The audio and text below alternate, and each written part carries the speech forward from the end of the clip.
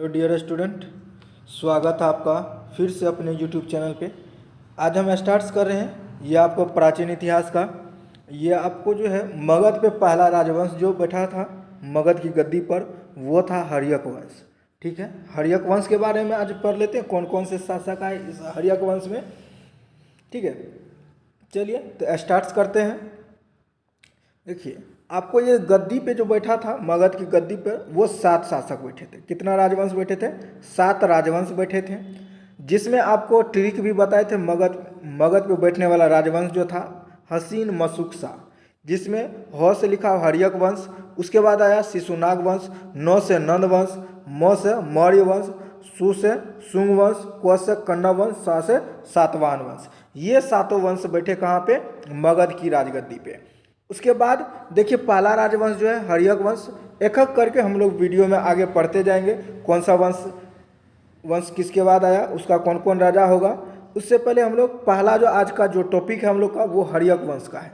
ठीक है, हर्यक वंश जो है वो आपको 544 से लेकर 412 ईसा पूर्व तक हर्यक वंश रहा, जिसमें आप लोग देखिएगा महाभारत एवं पुराण में यह जानकारी मिलती है कि मगध पर सबसे पहले वृद्धरथ वंश का शासन था। मगध में सबसे पुराना राजवंश जो था वो वृद्धरथ वंश का शासन था, जिसके संस्थापक वृद्धरथ थे। ठीक है, लेकिन इसका साक्ष्य आपको ज़्यादातर नहीं मिलेगा।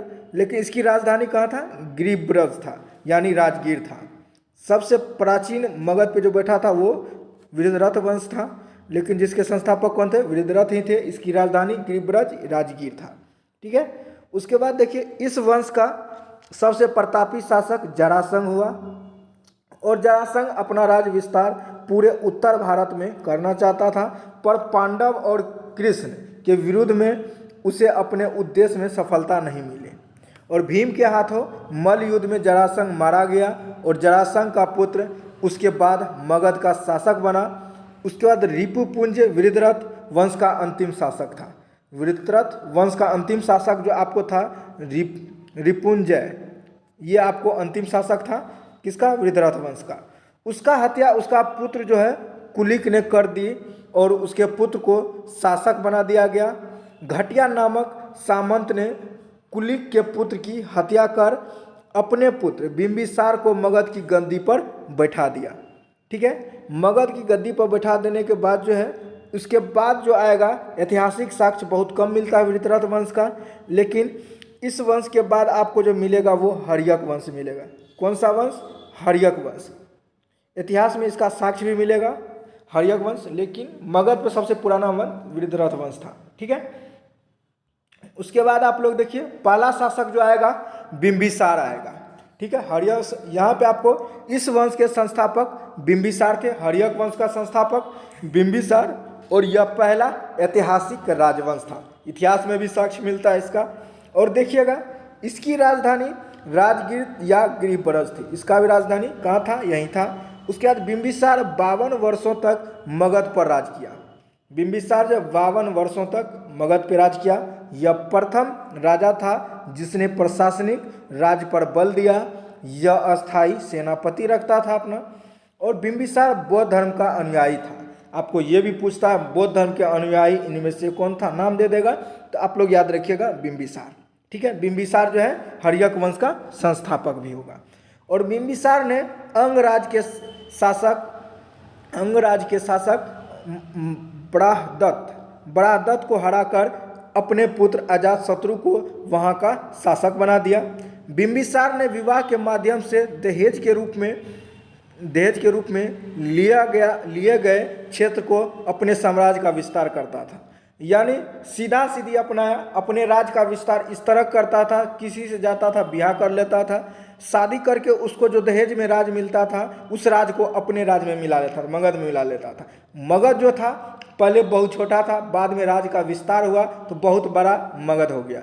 ठीक है, उसके बाद देखिए बिंबिसार की पहली पत्नी महाकोसला थी, जो कौशल राज की पुत्री और प्रसेनजीत की बहन थी, और इसके साथ दहेज में काशी प्रांत मिला। ठीक है, पहली पत्नी से उसको क्या मिला? आप लोग देखिए दहेज में काशी प्रांत मिल गया, जिससे 1 लाख की वार्षिक आय आती थी। 1 लाख जो रुपया प्रति वर्ष आता था। उस समय सोचिए इतना 1 लाख का कितना मैन होगा। बिंबिसार की दूसरी पत्नी वैशाली लिच्छवी नरेश चेतक की पुत्री राजकुमारी चेलना थी। ठीक है, राजकुमारी चेलना थी, जिससे आपको वैशाली भी मिल जाएगा दहेज के रूप में। इसको यही देखिएगा, जिससे अजातशत्रु का जन्म हुआ। अजातशत्रु का जन्म जो हुआ किससे हुआ? राजकुमारी चेलला से हुआ। ठीक है, पुत्र का जन्म अजातशत्रु का। बिंबिसार की तीसरी पत्नी पंजाब के भद्र कुल की राजकुमारी क्षेमा थी। ठीक है, 3 गो पत्नी का। देखिए अपना राज का विस्तार जो करता था किस तरह? शादी प्रथा से करता। दहेज में जो राज मिलता था उसी को क्या करता था? अपने राज में मिला लेता था। उससे इसी तरह मगध का ये विस्तार करता गया। बिंबिसार की चौथी पत्नी आम्रपाली थी। आम्रपाली दुबे नहीं, जो अभी भोजपुरी की हीरोइन है वो नहीं है, ये आम्रपाली थी बिंबिसार की चौथी पत्नी, जो वैशाली की गणिका थी।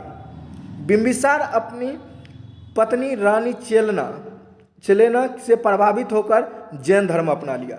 बिंबिसार पहले बौद्ध धर्म का अनुयायी था, बाद में रानी चेलना से प्रभावित होकर इन्होंने क्या कर लिया? जैन धर्म अपना लिया। कौन? बिंबिसार। ठीक है, उसके बाद देखते हैं यह जैन तथा बौद्ध धर्म दोनों धर्मों के समकालीन थे। ठीक है, बिंबिसार के पिता का नाम भाटिया था और पुराण में बिंबिसार को सैनिक कहा जाता था। और उसके बाद इसके समय अवंती के राजा चंद्रप्रद्योत को एक असाध्य रोग लाइलेज बीमारी हो गई। अतः इन्हें ठीक करने के लिए बिंबिसार ने अपने राजवैद्य जीवक को भेजा और जीवक ने के इलाज से चंद्रप्रद्योत स्वस्थ हो गए। उन्होंने अवंती को मगध के अधीन कर दिया और अंग राज को जीतकर मगध साम्राज्य का विस्तार कर लिया गया। ठीक है, अंग पहले हिस्सा मगध का नहीं था, बाद में मिला लिया गया किसमें? मगध साम्राज्य में। और यहाँ पे आपको चंद्रप्रद्योत था, अवंती का राजा चंद्रप्रद्योत, और इसको एक बीमारी हो गया जिससे अपना बिंबिसार जो है अपना वैद्य किसको? जीवक को भेजा और जीवक जो है वहाँ पे उसको ठीक ठाक कर दिया। ठीक है, और उसके बाद देखिएगा बिंबिसार छोटे राज्यों को युद्ध करके जीत लेता था। इसने वैशाली पर भी आक्रमण किया किंतु सफल नहीं हो पाया। इसकी हत्या इसका पुत्र अजातशत्रु कर दिया। चेलना से जो इसका बेटा हुआ था अजातशत्रु ही इसका हत्या कर दिया बिंबिसार का। अब देखिएगा बिंबिसार हत्या कर दिया 492 ईसा पूर्व में कर दिया। इसको पुत्रीहंता भी कहा जाता, पितृहंता, पिता की हत्या करने वाला। ठीक है, वो आपको आगे मिल जाएगा। अजातशत्रु का शासनकाल 492 से लेकर 460 ईस्वी तक ईसा पूर्व तक रहा। इसका अर्थ होता है शत्रुओं का नाश करने वाला। अजातशत्रु का अर्थ होता है शत्रुओं का नाश करने वाला। इसे कुनिक भी कहा जाता है। इसने अपनी पिता की हत्या कर दी, अतः इसे पितृहंता कहते हैं। ठीक है, पितृहंता के नाम से अजातशत्रु को भी जाना जाता है। यह अपने मामा प्रसेनजीत की पुत्री वजीरा से प्रेम करता था और इसने सुरक्षा की दृष्टि से राजगीर के किला बंदी कर दिया। और राजगीर 5 पहाड़ियों से घिरा हुआ था, घिरा है। राजगीर जो है 5 पहाड़ी से घिरा हुआ है। इसके समय में सबसे बड़ी घटना महात्मा बुद्ध की मृत्यु था। ठीक है, अजातशत्रु के समय में दीजिएगा कालाशोक आएगा, अशोक आएगा, अजातशत्रु आएगा। ठीक है, चौथी बौद्ध संगीति या तीसरी बौद्ध संगीति आपको इसी शासनकाल में वो आपको लिखा होगा। पहली बौद्ध संगीति अजातशत्रु के समय में पहली बौद्ध संगीति आपको होगा। ठीक है, और उसके बाद देखिए इसने अपने सहयोगी वर्षकार के सहयोग से वैशाली पर आक्रमण किया और उसे जीत लिया। इसने वैशाली को जीत लिया। इसका पिता जो था बिंबिसार वो हार गया, लेकिन ये जीत लिया। इस युद्ध में 2 नए हथियार रथ मुसल और महाशिला कंठक का प्रयोग किया गया। और वो युद्ध जो हुआ वैशाली में जो आक्रमण किया था उसमें रथ मुसल और महाशिला कंठक का प्रयोग किया। जैन धर्म के पहले उपांग में महावीर और अजातशत्रु के रिश्ते के बारे में बताया गया। यह भी क्वेश्चन पूछेगा, जैन धर्म के पहले उपांग में किसका चर्चा है? महावीर और अजातशत्रु का। इसने प्रारंभ में जैन तथा बाद में बौद्ध धर्म को अपना लिया। इसने 16 वर्ष तक मगध पर शासन किया और उसके बाद इसके पुत्र उदयायन ने इसकी हत्या कर दी। उदयायन क्या करेगा? इसका हत्या कर देगा। अजातशत्रु का इसका पुत्र होगा। उसके बाद उदयायन शासन में आ जाएगा। इसने अपनी राजधानी कुसुमपुर बनाया, जिसको पुरस्पुर कहते हैं। यही कुसुमपुर आगे चलकर पाटलिपुत्रा कहलाया। अब सीधा क्वेश्चन पूछा, पाटलिपुत्रा का स्थापना किसने किया था? उदयन ने किया था। ठीक है, इसने, इनकी माता का नाम पद्मावती था और इसने अपने पिता की हत्या की थी, इसलिए बौद्ध धर्म में इसे पितृहंता कहते हैं। इसका अन्य नाम उदाई था या उदयभद्र था। यह चंपा का उपराजा था।